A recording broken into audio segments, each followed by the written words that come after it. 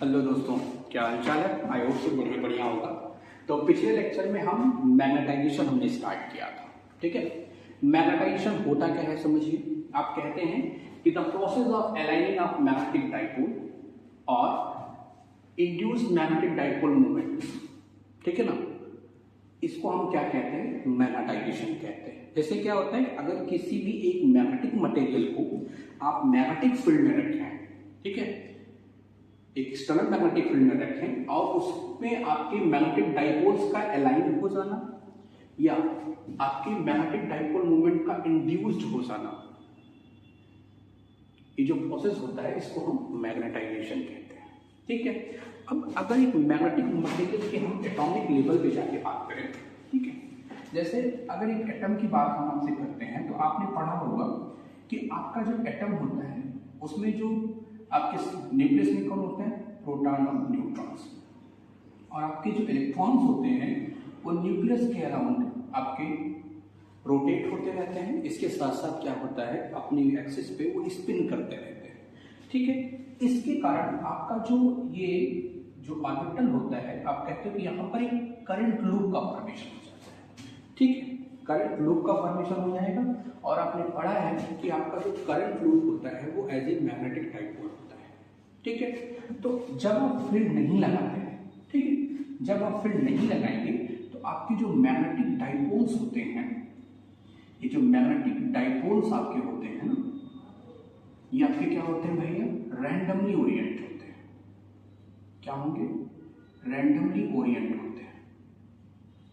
ठीक है, जिसकी वजह से आपका जो नेट डाइपोल मोमेंट आता है, नेट डाइपोल मोमेंट आपका जो आएगा वो आपका कितना आता है भैया, 0 आता है। ठीक है ना, ये किस केस में होगा कि जब आपने कोई भी फील्ड नहीं लगाई है। ठीक है, लेकिन जैसे ही आप एक एक्सटर्नल फील्ड अप्लाई करते हो, देखिए एक एक्सटर्नल फील्ड हमने यहाँ पे अप्लाई की, तो जब आप एक्सटर्नल फील्ड अप्लाई करते हो तो क्या होता है कि जो मैग्नेटिक डाइपोल्स हो जाते हैं वो एक पर्टिकुलर डायरेक्शन में अलाइन हो जाते हैं। क्या हो जाएंगे भैया, align in a particular direction, align in a particular direction, particular direction. ठीक है, अब जैसे आपको हमने पहले लेक्चर में बताया था, जब हम मैग्नेटाइजेशन की स्टार्ट बात किए थे, तो हमने कहा था कि कोई भी मटेरियल कितना मैग्नेटाइज होगा वो डिपेंड 2 बातों पे करेगा। पहला कि आपका मटेरियल कैसा है वो, ठीक है, दूसरा शेप। ठीक है, ये 2 बातों पर डिपेंड करेगा कोई मटेरियल कितना मैग्नेटाइज होता है। ठीक है, मटेरियल की प्रॉपर्टी तो ये तो मेन प्रॉब्लम है, दूसरा आपका शेप। ठीक है, तो अभी आपने कहा ना कि जब आप फील्ड अप्लाई नहीं करोगे तो ये डाइपोल्स आपके रैंडमली ओरिएंट होते हैं, लेकिन जैसे ही आपने क्या किया, आपने फील्ड लगाई, एक पर्टिकुलर डायरेक्शन में क्या हो जाती है भैया, ओरिएंट हो जाएंगे। ठीक है, अब पर्टिकुलर डायरेक्शन में ओरिएंट होने का मतलब क्या होगा कि अगर ये आपके जो डाइपोल्स अलाइन हुए हैं, अगर ये मैग्नेटिक फील्ड की डायरेक्शन में हुए, किस डायरेक्शन में, मैग्नेटिक फील्ड की, in the direction of field. ठीक है, अब ये डायरेक्शन अगर मैग्नेटिक फील्ड की डायरेक्शन में होंगी, दूसरा क्या हो सकता है भैया, ये दूसरा अपोजिट डायरेक्शन में हो जाए, अपोजिट डायरेक्शन में। ठीक है, अब हमने 2 बात आपसे बताई। पहला हमने क्या कहा कि पर्टिकुलर डायरेक्शन में अलाइन होंगे, तो आपने कहा जब पर्टिकुलर डायरेक्शन में अलाइन होंगे तो 2 प्रकार से हो सकते हैं, या तो फील्ड की डायरेक्शन में या अपोजिट डायरेक्शन में। ठीक, अब अगर फील्ड की डायरेक्शन में फीवली अलाइन हुए, ठीक है, फीवली अलाइन हुए, तो ये आपका मटेरियल क्या कहा जाएगा, ऐसा मटेरियल आपका पैरामैग्नेटिक होता है। ध्यान से समझिए, ये बेसिक है, आपको पता होगा। और अगर स्ट्रांगली मैग्नेटाइज हुए तो स्ट्रांगली हुए या स्ट्रांगली अलाइंड हो गए तो ये आपका मटेरियल क्या कहा जाता है भैया, फेरो होता है।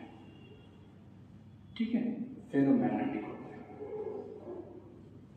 और अगर अपोजिट डायरेक्शन में होंगे तो ये आपका क्या कहा जाएगा, डायामैग्नेटिक कहा जाएगा। ठीक है, ध्यान से समझिएगा। ठीक है। अगर मैग्नेटिक मटेरियल आपका मैग्नेटिक फील्ड की डायरेक्शन में हुआ, फील्डली मैग्नेटाइज हुआ, तो पैरामैग्नेटिक कहा जाएगा। अगर मैग्नेटिक फील्ड की डायरेक्शन में हुआ, स्ट्रांगली मैग्नेटाइज हुआ, तो फेरोमैग्नेटिक होगा। अगर अपोजिट डायरेक्शन में हुआ तो ये क्या कहा जाएगा, अपोजिट डायरेक्शन में फीबली अगर अलाइंड हुआ तो ये क्या कहा जाता है भैया, डायमैग्नेटिक कहा जाता है। ठीक है, तो इस प्रकार से आप ध्यान रखेंगे कि आपके जो मैग्नेटिक मटेरियल्स होते हैं ये 3 प्रकार के होते हैं। कौन कौन से, पैरा, डाया और फेरोमैग्नेटिक। ठीक है, अभी आगे इनके बारे में चर्चा करेंगे, लेकिन अभी के लिए आप ध्यान रखें कि आपके मटेरियल 3 प्रकार के हैं, पैरामैग्नेटिक, फेरोमैग्नेटिक और डायमैग्नेटिक। ठीक है, क्लियर। अब इसके आगे देखते हैं। अब जब आपने मैग्नेटाइजेशन पढ़ा था, ठीक है, हमने आपको उस पिछले लेक्चर में जो मैग्नेटाइजेशन बताया था, उस मैग्नेटाइजेशन में हमने आपसे कहा था कि आपका जो मैग्नेटाइजेशन होगा वो 2 प्रकार से होता है। ठीक है, पहला यूनिफॉर्म, पहला कौन सा मैग्नेटाइजेशन भैया, यूनिफॉर्म मैग्नेटाइजेशन, यूनिफॉर्म। ऐसे आपको याद होगा तो हम पोलराइजेशन के केस की बात किए थे। ठीक है, पोलराइजेशन भी आपका 2 प्रकार का था, एक यूनिफॉर्म पोलराइजेशन था, दूसरा नॉन यूनिफॉर्म पोलराइजेशन था। जब आप पोलराइजेशन करते थे तो वहां पर 2 चार्ज आपको मिलते थे, एक बैलेंस बाउंड चार्ज होता था और एक आपका सरफेस बाउंड चार्ज होता था। ठीक है, वहां पिछले लेक्चर में हमसे एक गलती हो गई थी। गलती क्या हुई थी कि हमने जो आपको वॉल्यूम बाउंड चार्ज निकालने का जो फार्मूला बताया था वो आपको हमने पिछले लेक्चर में बताया है, वो हमने शायद निवला स्क्वायर पी आपको बता दिया था। ये गलत है भाई, ये नहीं होता है। ठीक है, ये आपका माइनस डाइवर्जेंस ऑफ पी ये होता है, तो ये आप ध्यान रखेंगे। पिछले ही इसी के पास पिछले लेक्चर में हो गई थी गलती से, तो आप उसको ध्यान रखेंगे। ठीक है, क्या बात करते हैं आगे। ठीक है, अब अगर यूनिफॉर्म पोलराइजेशन की बात की गई थी तो आपने कहा था in case of uniform polarization आपका जो बैलेंस, आपका जो वॉल्यूम बाउंड चार्ज होता था वो 0 होता था और सरफेस बाउंड चार्ज आपका नॉन 0 होता था। ठीक है, वैसे ही अगर हम क्या करें कि मान लीजिए कि एक हमारा ये कोई मैग्नेटिक मटेरियल हो गया। ठीक है, ये आपका एक मैग्नेटिक मटेरियल हो गया, ये आपका मैग्नेटिक मटेरियल हो गया। ठीक है, ये हमारा मैग्नेटिक मटेरियल अगर हो गया। ठीक है, अब हम यहाँ पे क्या करें कि मान लीजिए कि हमने एक यूनिफॉर्म फील्ड अप्लाई की है, ये यूनिफॉर्म फील्ड आपके हमने अप्लाई की, बी अप्लाई किया, तब ये मटेरियल आपके क्या हो जाएंगे भैया, मैग्नेटाइज होना शुरू हो जाएंगे। ठीक है, ये मटेरियल आपके क्या हो जाएंगे, फिर मैग्नेटाइज होना शुरू हो जाएंगे।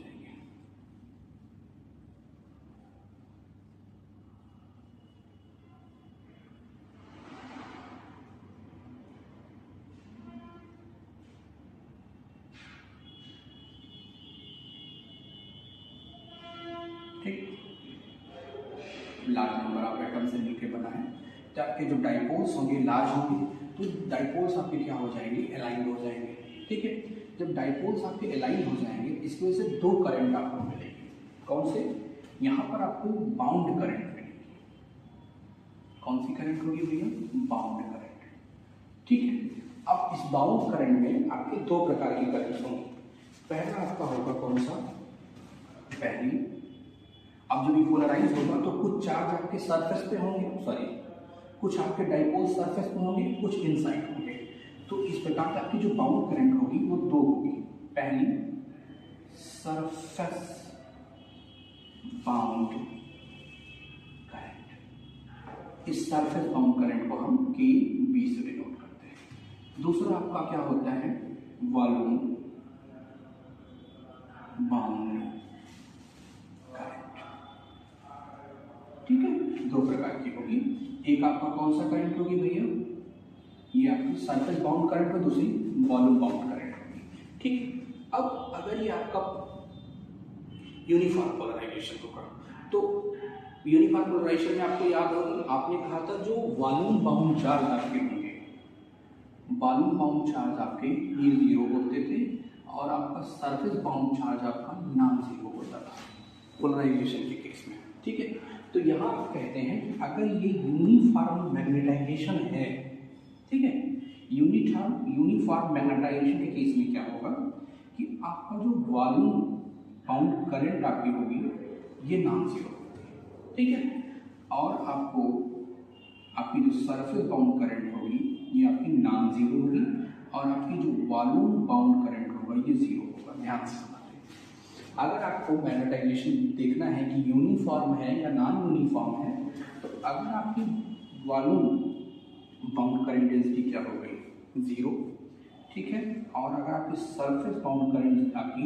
ये नॉन जीरो है, तो ये कैसा मैग्नेटाइजेशन होगा भैया, ये यूनिफॉर्म होगा। ठीक है, क्लियर। अब अगर नॉन यूनिफॉर्म है तो क्या होगा, ठीक है, इन case of non uniform,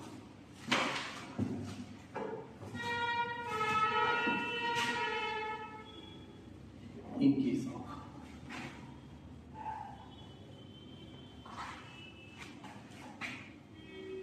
non uniform, ठीक है, इन केस ऑफ नॉन यूनिफॉर्म अगर ये मैग्नेटाइजेशन कैसा है, नॉन यूनिफॉर्म है, तो नॉन यूनिफॉर्म के केस में क्या होगा कि आपका जो वैलेंस आपका जो आपका वॉल्यूम बाउंड चार्ज होगा, ये करंट होगी, ये भी नॉन जीरो होगी, और आपका सरफेस करंट भी आपकी क्या होगी भैया, ये भी नॉन जीरो, दोनों नॉन जीरो होंगे। ये ध्यान रखिएगा। अगर आपको नॉन यूनिफॉर्म मैग्नेटाइजेशन बताना है तो आप कहेंगे कि आपकी जो वॉल्यूम बाउंड करंट होगी ये नॉन जीरो, सरफेस आपकी बाउंड करंट वो भी क्या होगी, नॉन जीरो। ठीक है, इसके बाद अगर आपको मान लीजिए कि मैग्नेटाइजेशन यम दिया है, ठीक है, अगर आपको मैग्नेटाइजेशन यम गिवन है, इफ एम इज गिवन, तो आपसे पूछा जा रहा है कि आप हमें जे बता दीजिए। जे, तो जे क्या हो जाएगा, कर्ल ऑफ एम हो जाएगा। ये ध्यान रखेंगे। ठीक है, अगर आपको जे दिया है या एम दिया है तो आपसे जे पूछा जा रहा है तो आप कर्ल ऑफ एम निकाल देंगे, और आपका जो के बी होगा ये बराबर होगा किसके भैया, ये आपका हो जाएगा के इंटू एम, के नहीं एम, इसका क्या हो जाएगा एम क्रॉस एन कैप। यहाँ पे एन क्या होगा, ये आपका होगा direction of area element, direction of area element. ठीक भैया, अगर एम आपको पता है, जब अगर आपको पता है, आपको अगर जी बताना है तो आप इस फार्मूले से निकाल सकते हैं। ठीक है, और अगर आपको क्या पता है, अगर मान लीजिए आपको सरफेस करंट बताना है तो आप इस फार्मूले से बता सकते हैं। ये दोनों ध्यान रखिएगा। ठीक, अब इसके आगे बात करते हैं।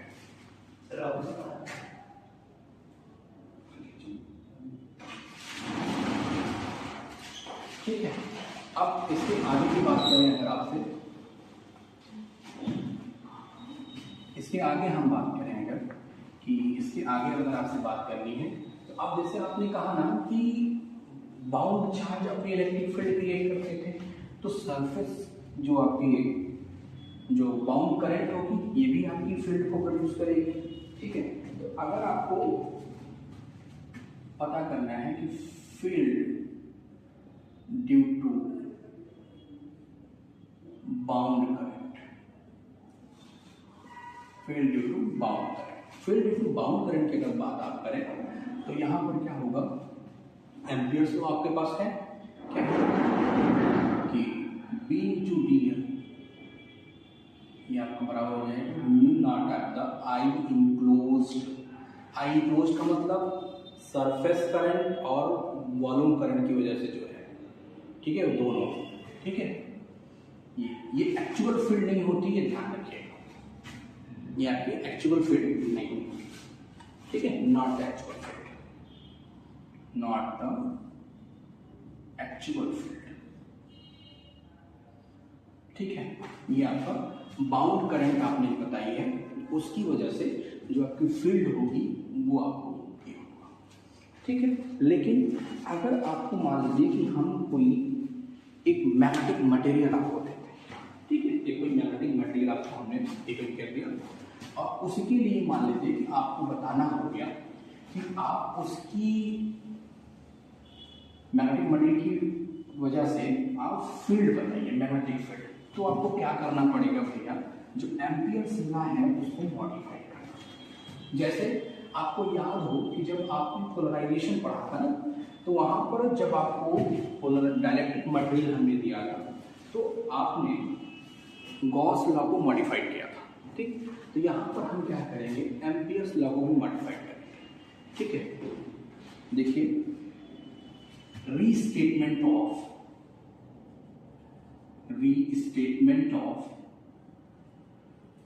Ampere,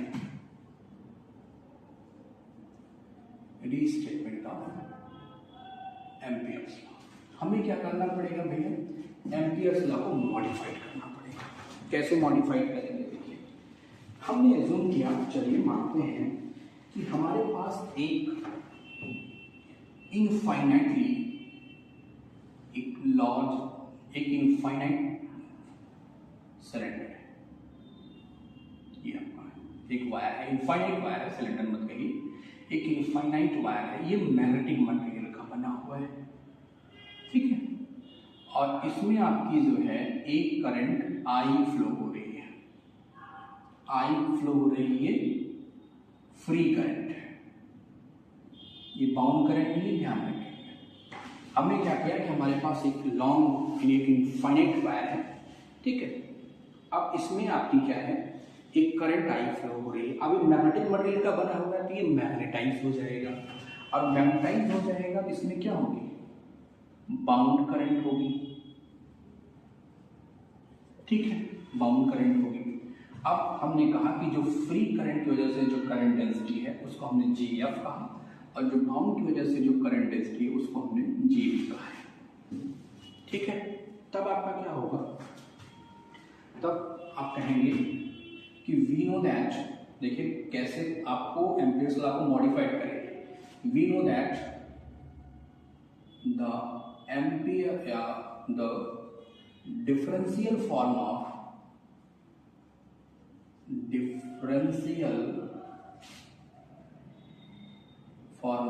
ampere law,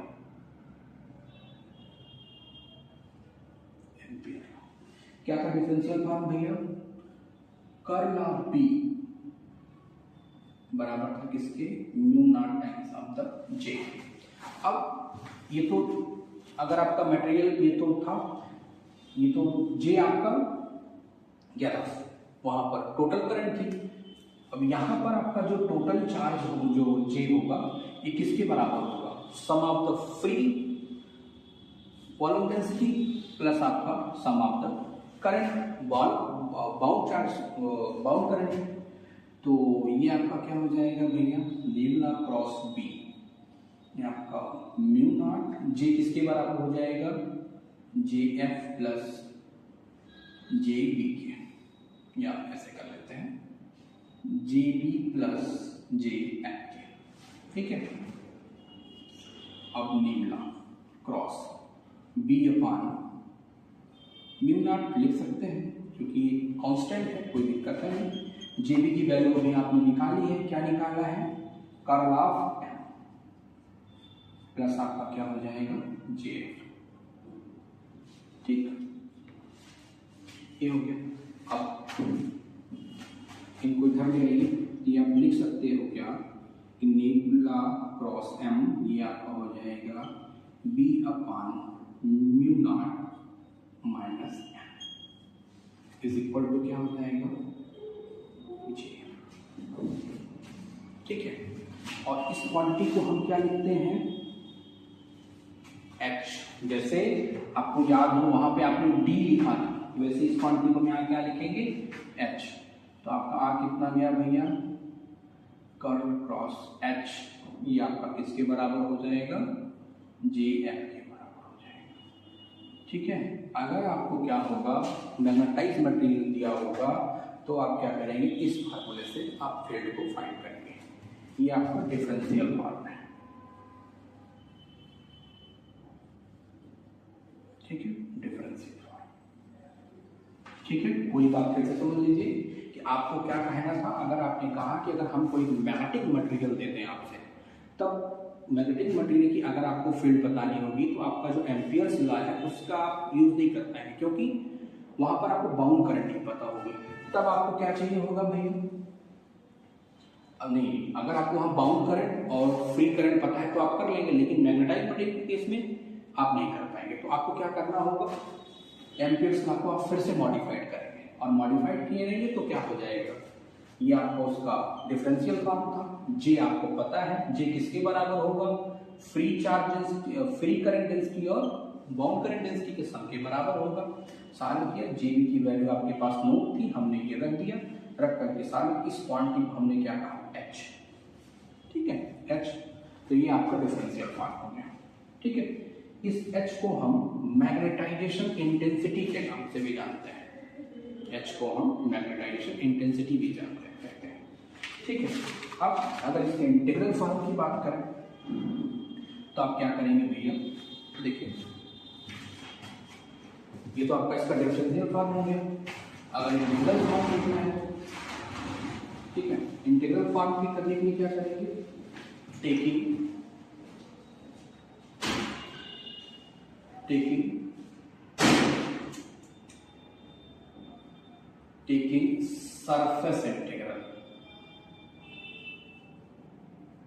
surface integral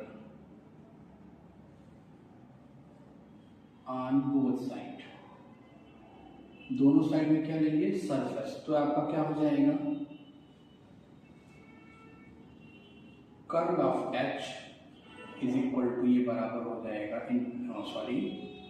ds is equal to बराबर हो जाएगा JF ds के, ठीक है।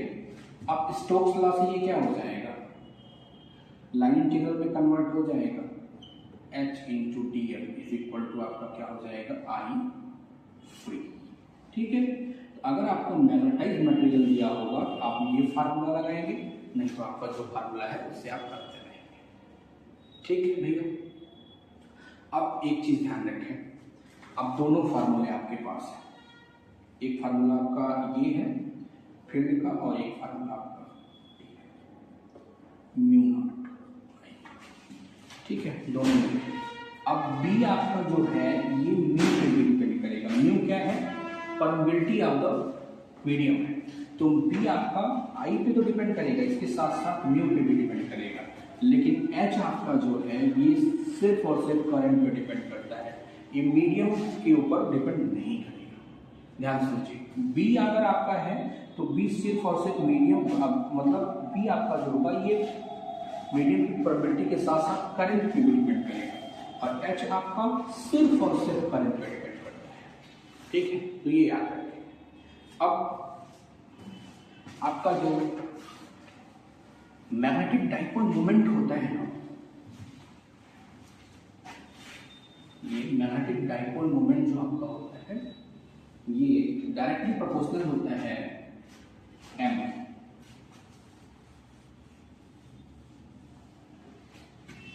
मैग्नेटिक डाइपोल मोमेंट आपका जो होगा m, ये डायरेक्टली प्रोपोर्शनल होता है h के, ठीक है।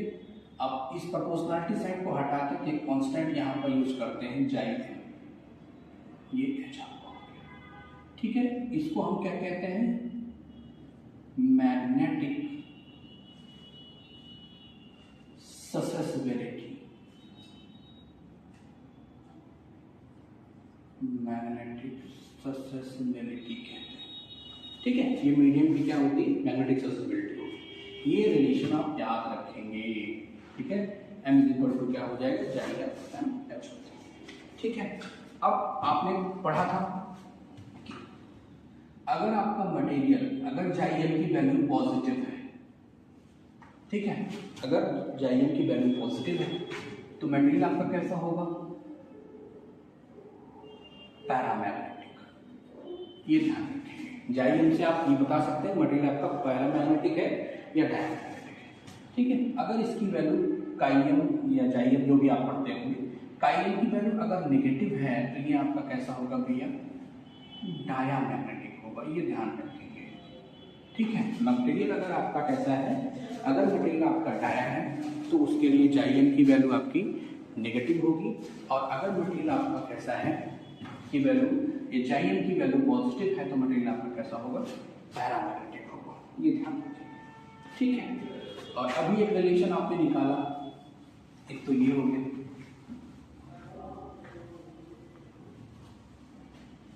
अभी आपने लिखा था कि B upon mu naught minus M is equal to H, ये लिखा था। तो यहां से B आपका क्या हो जाएगा, mu naught M plus H, ये आपका हो जाएगा। ठीक है, एम को अभी आपने बताया, एम क्या हो जाएगा, म्यू नॉट, एम आपका कितना हो गया, एम आपका हो जाएगा जाइएम एच, और यहाँ पर हो गया एच। ठीक है, एच आप कॉमन कर लेंगे तो mu naught 1 plus chi M, और एच आपका हो गया। ठीक है, और इसी की जो वैल्यू आती है ये म्यू नॉट म्यू आर, और आपका क्या आ जाएगा भैया, एच। इसको हम क्या कहते हैं, म्यू आर को, ये आपका रिलेटिव परमिएबिलिटी होती है, ध्यान से समझिएगा। ठीक है, ये आपका रिलेटिव परमिएबिलिटी होती है, ये म्यू। ठीक, एक तो आपका छोटा सा टॉपिक है वहां पे छूट गया था। ठीक है, अब अगर मान लीजिए एक तो ये हो गया, अब एक रिलेशन और देख लीजिए, ये सब याद कर लीजिएगा, ये सब डायरेक्ट पूछे जाते हैं। जैसे आपसे पूछ लेंगे ना कि छोटे छोटे क्वेश्चन ही है, जैसे m इज इक्वल टू, अभी आपने निकाला ना एक रिलेशन, अभी आपने क्या निकाला था, m is equal to chi M H. ठीक है, एक रिलेशन आपने ये निकाला, दूसरा ये छोटे छोटे इक्वेशन है लेकिन पूछी जा सकती है, छोटे छोटे रिलेशन पूछे जाते हैं। तो थोड़ा सा यहाँ ध्यान रखिए, हम अक्सर गलती नहीं करते हैं, बड़े क्वेश्चन की हमसे गलती होती ही नहीं, क्योंकि बड़े क्वेश्चन को बहुत ध्यान से पढ़ते हैं। छोटे जो क्वेश्चन होते हैं ना, वहीं हम थोड़ा सा मात खा जाते हैं। तो ये रिलेशन है छोटे छोटे, लेकिन ध्यान रखेंगे आप। अभी आपने निकाला था जे बाउंड, क्या निकाला था, कर्ल ऑफ एम, ये निकाला ना। एम को आपने क्या निकाला है, ये अपनी कैलकुलेट किया, जे बी ये आपका कर्ल ऑफ जाइएम एच। ठीक है, और अब जाइएम कांस्टेंट होगा तो जे बी, और आपका क्या हो जाएगा, जाइएम इनटू कर्ल ऑफ एच। ठीक है ना, और ये क्या निकल गई, इसकी वैल्यू क्या है, जे बी किसके बराबर हो गया, जाइएम एम जे फ्री ना। मतलब अगर आपको जे फ्री पता है तो आप जे बी निकाल सकते हैं, या जे बी पता है तो आप जे एफ निकाल सकते हैं। ठीक है, ये भी रिलेशन याद रख लीजिएगा, इस पे प्रॉब्लम आती है आपकी। ठीक है ना, तो काई एम तो आपका नोन हो जाएगा कांस्टेंट वाला मटेरियल के लिए, तो जे बी और जे एफ आप निकाल सकते हैं। तो ये इतने आपके रिलेशन, ये छोटे छोटे हैं लेकिन याद रखिएगा। ठीक है,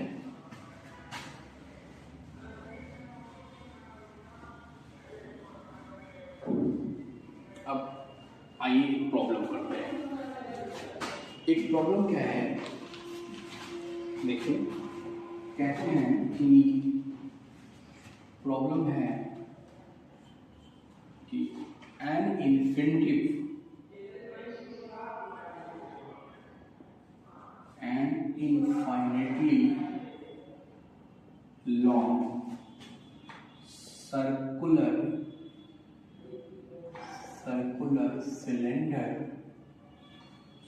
cylinder of radius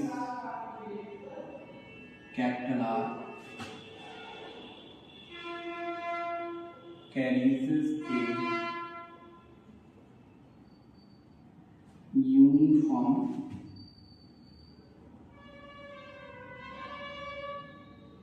magnetisation, uniform magnetization M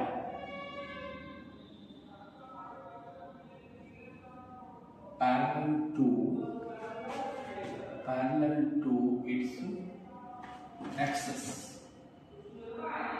ठीक है, तो क्या कह रहे हैं, number 1 find the bound current,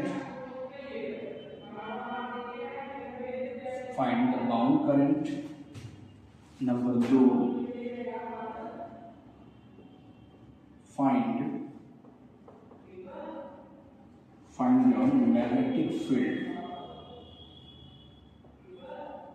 the magnetic field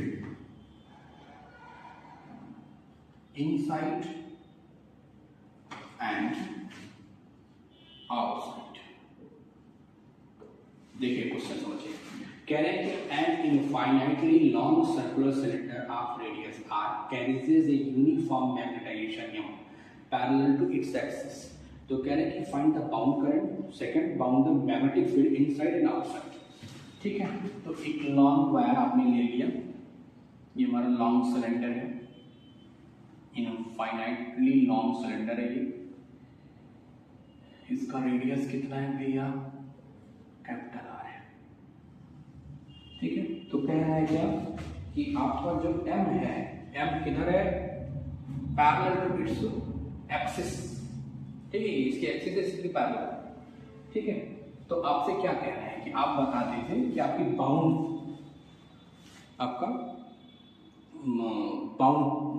current कितनी होगी। ठीक है, तो बाउंड करंट पहले तो आप सरफेस बाउंड निकाल ही लेंगे। ठीक है, number 1 surface bound current, formula क्या है, KB is equal to M cross N। ठीक, M क्रॉस N, तो M आप कह रहे हैं ना कि एक्सिस के पैरेलल है, तो M की डायरेक्शन क्या होगी, ये Z कैप हो गया ऊपर। ठीक है ना, M की बात वो कह रहा है, तो आप देख लीजिए M देख लीजिए क्या है, कह रहा है ना an infinitely long circular cylinder of radius r carries a uniform magnetization M parallel to its axis।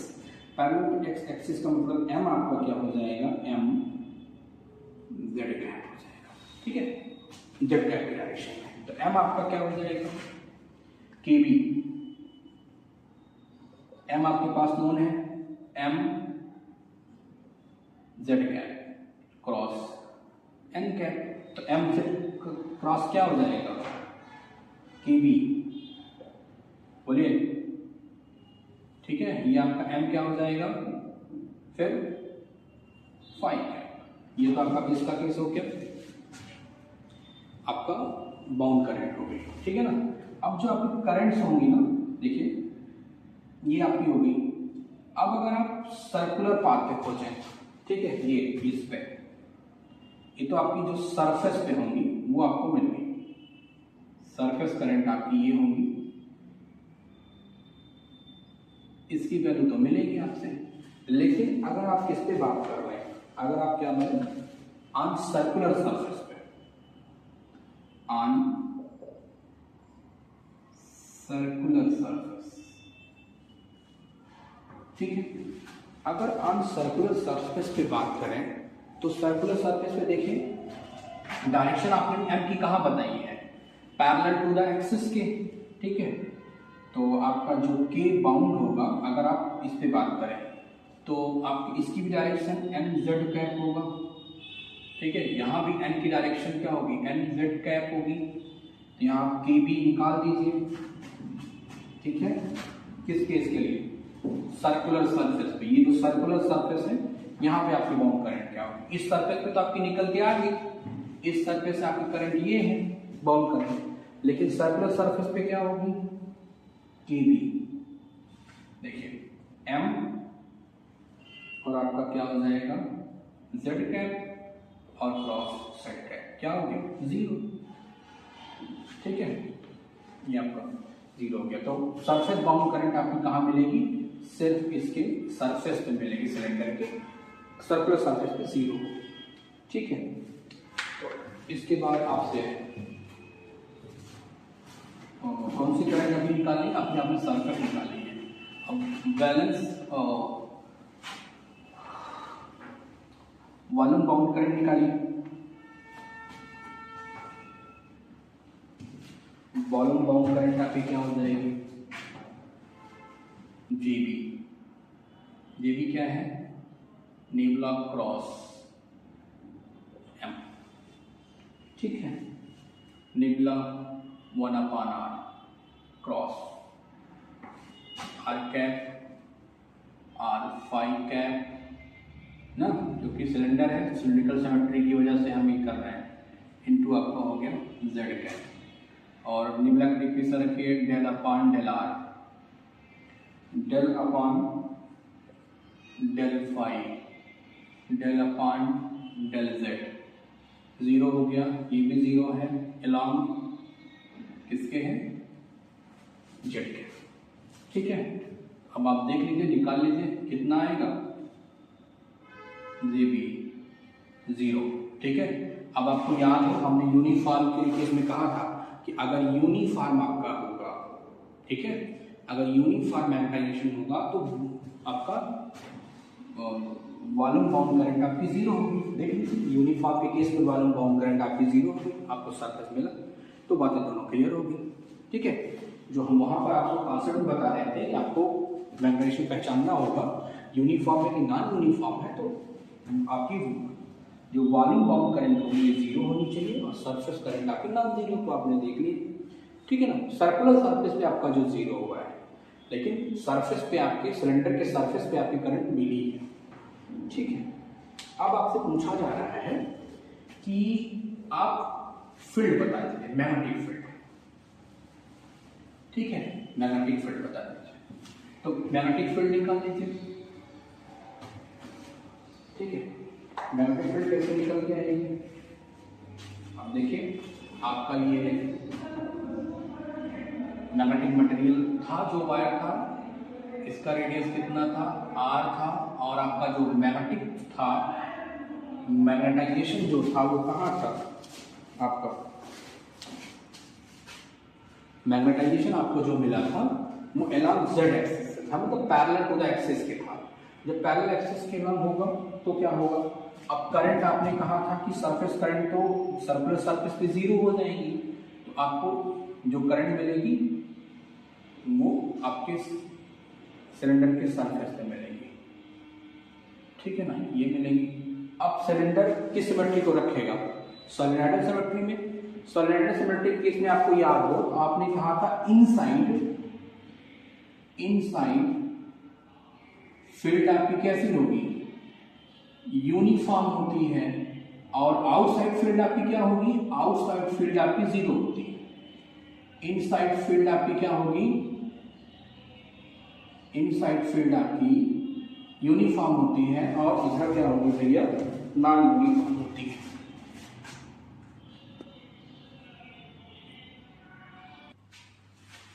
तो यहाँ पे आप देखें कि चूंकि आपने कहा कि आपका जो सिलेंडर है ये सोलेनॉइडल सिमेट्री रखेगा, तो फील्ड आपकी इनसाइड यूनिफॉर्म होगी और आउटसाइड आपकी क्या हो जाएगी, 0 हो जाएगी। ठीक है, तो अब V आउटसाइड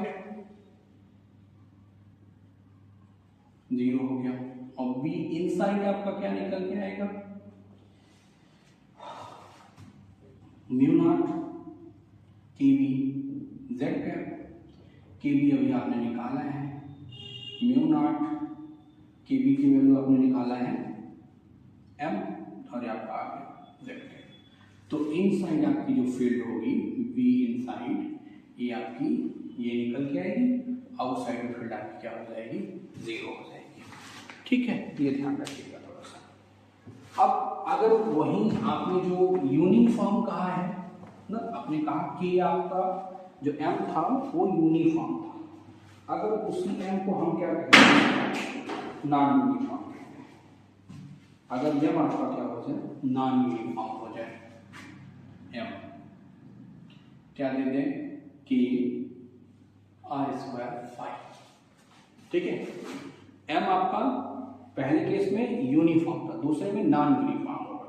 तो आपको याद हो, आपने कहा था अगर मैग्नेटाइजेशन यूनिफॉर्म हुआ तो जेबी भी आपका नॉन जीरो होगा और केबी भी आपका क्या होगा, ये भी नॉन जीरो होगा। तो आपसे पूछा जा रहा है कि आप बता दें क्या बाउंड करंट बताएं। बाउंड करंट क्या होगी, पहले सरफेस बाउंड निकालिए। सरफेस बाउंड आपकी क्या है, एम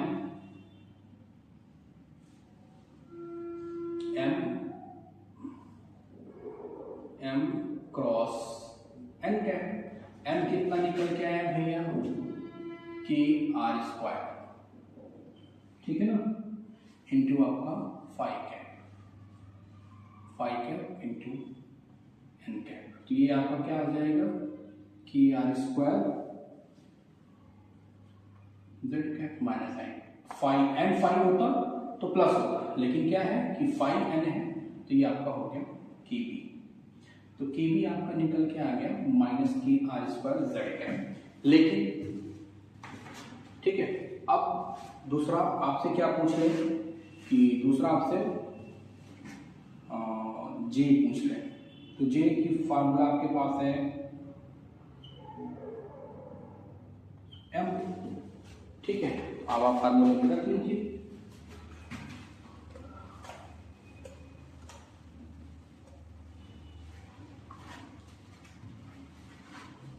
क्या होगा भैया, J B 1/r R cap R five cap Z cap, del upon del R del upon del five del upon del Z. ठीक है, तो ये जीरो है। इस केस में क्या है, के आर स्क्वायर इंटू आर, ठीक है, और ये आपका जीरो हो गया। ठीक, तो जी बी आपका क्या हो जाएगा 1/r क्रॉस, ठीक है, जेड कैप, ठीक, इंटू, देखें सिर्फ जेड ही मिलेगा, आर कैप आप लेंगे तो जीरो हो जाएगा, जेड कैप नहीं मिलेगा। ठीक है, ये आपका क्या हो जाएगा, डेल अपान डेल आर, ठीक है, के आर का क्यूब माइनस जीरो। तो आपका जी बी की वैल्यू क्या हो जाएगी भैया, जी बी आपका हो जाएगा 3 के, ये देखिए आर स्क्वायर होगा, आर से एक आर कैंसिल हो जाएगा, आर आपका सेट का, ये आपका भैया मिल जाएगा 1। ठीक है, तो ये ध्यान रखेंगे आप। ठीक है, ये तो आपका दो प्रॉब्लम हो गई। एक छोटा सा एक डिफिनीशन एक बार पूछी गई थी, आज पढ़ते समय मुझे मिल गया था, तो उस पर बात कर लेते हैं। इसके आगे में भी कल प्रॉब्लम हम कुछ और कराएंगे लेक्चर में, ठीक है। लेकिन एक छोटी सी प्रॉब्लम है, एक बार पूछी गई है, आर्बिटल जायरोमैग्नेटिक रेशियो, ये ध्यान रखेंगे। ये थोड़ा सा एक बार पूछा गया है, orbital gyro magnetic ratio, orbital gyromagnetic ratio ये आपका किसके बराबर होता है, m/l, ठीक है, m/l। m/l का मतलब क्या हो जाएगा, magnetic dipole moment of electron upon angular momentum. उन दोनों का जो रेशियो होता है उसी को हम क्या कहते हैं, जायरोमैग्नेटिक रेशियो कहते हैं। ये हमें वहीं बता देना चाहिए था जहाँ पे हमने मैग्नेट डाइपोल बताया था आपको, वही बता देना, लेकिन भूल गया दिमाग से। तो ये ध्यान रखें कि अगर आपका कोई इलेक्ट्रॉन न्यूक्लियस के अराउंड मोशन करेगा तो उसका आर्बिटल जायरोमैग्नेटिक रेशियो किसके बराबर होगा, dipole moment of the electron upon angular momentum. ठीक है, एक ये हो गया, और एक आपका है गॉस थ्योरम इन मैग्नेटोस्टैटिक, ये भी थोड़ा सा पढ़ेंगे। ठीक है, Gauss theorem in magnetostatic. Gauss theorem in magnetostatic की बात की जाए तो गॉस साहब ने क्या कहा कि आपका जो फ्लक्स होगा, मैग्नेटिक फ्लक्स, ये आपका क्या होता है, B × ds, ये जीरो होगा। ये गॉस थ्योरम मैग्नेटोस्टैटिक में है, ठीक है ना। इसका मतलब क्या होगा कि आपका हमेशा मोनोपोल अब्सेंस होगा, मोनोपोल इज अब्सेंट, ध्यान रखेंगे।